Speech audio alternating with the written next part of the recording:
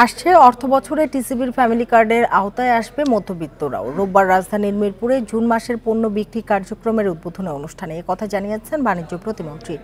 এ সময় চালের দাম আর বাড়বে না বলেও আশ্বাস দেন তিনি। এদিকে সচ্ছল মানুষ অবৈধভাবে টিসিবির পণ্য নিয়ে যাচ্ছে বলে অভিযোগ করেন কার্ডধারীদের অনেকেই।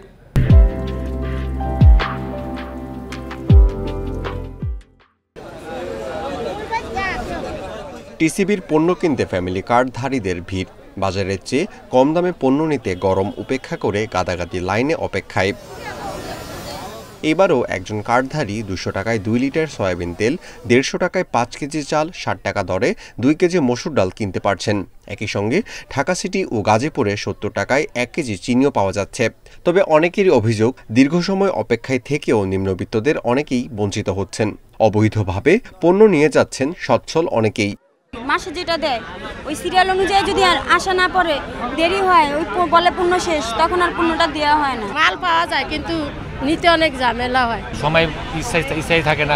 কোনো মাসে 16 তারিখে, কোনো মাসে 10 তারিখে। তাদের সব আছে, তারপরে তারা দিচ্ছে, কিন্তু যাদের নাই তারা একে একে 2বার 3বার কার্ড জমা দিয়েও তারা কার্ড পাচ্ছে না। দেশে ফ্যামিলি কার্ডধারী রয়েছে 1 কোটি পরিবার। শিগগিরই মধ্যবিত্তদের মধ্যে ভর্তুকি মূল্যে পণ্য বিক্রি চালু করবে সরকার। জুন মাসের টিসিবির পণ্য বিক্রির কার্যক্রম উদ্বোধনে বাণিজ্য প্রতিমন্ত্রী জানান, এ লক্ষ্যে পণ্যের যোগান স্বাভাবিক রাখতে রাশিয়া সহ বিভিন্ন দেশের সাথে চুক্তি করা হচ্ছে।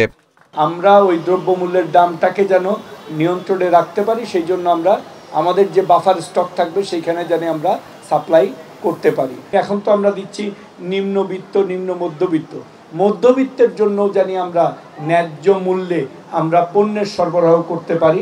আমাদের সেই পরিকল্পনা আগামীতে আছে, যেখানে আপনারাও এই সুবিধাভোগী হিসাবে এই ন্যায্য মূল্যের দোকানগুলি থেকে আপনারা পণ্য সংগ্রহ করতে পারবেন।